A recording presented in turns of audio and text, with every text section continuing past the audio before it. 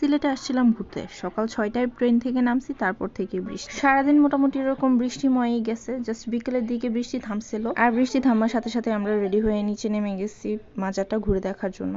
আমাদের হোটেলটা একদম শাহজালাল মাজারের সামনেই ছিল।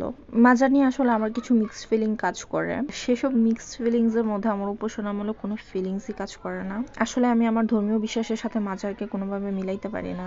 তো আমার জন্য এটা আমার দেশের খুবই ঐতিহ্যবাহী এবং সুন্দর একটা জায়গা, যেটা আমার দেখার খুবই ইচ্ছে ছিল, অ্যান্ড আল্লাহ আমার দেখার শখ পূরণ করছেন। ভিতরে একটা পানির কূপ ছিল, যেটা আমার খুবই ভালো লাগছে, কিন্তু আমার কাছে ওটার কোনো ক্লিপস নাই।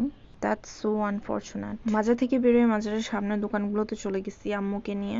তেমন কিছুই কিনতেছিলাম না, জাস্ট ঘুরে ঘুরে দেখতেছিলাম। আমরা যখন এগুলো দেখতেছিলাম তখন খুবই মজার একটা ব্যাপার হয়েছে।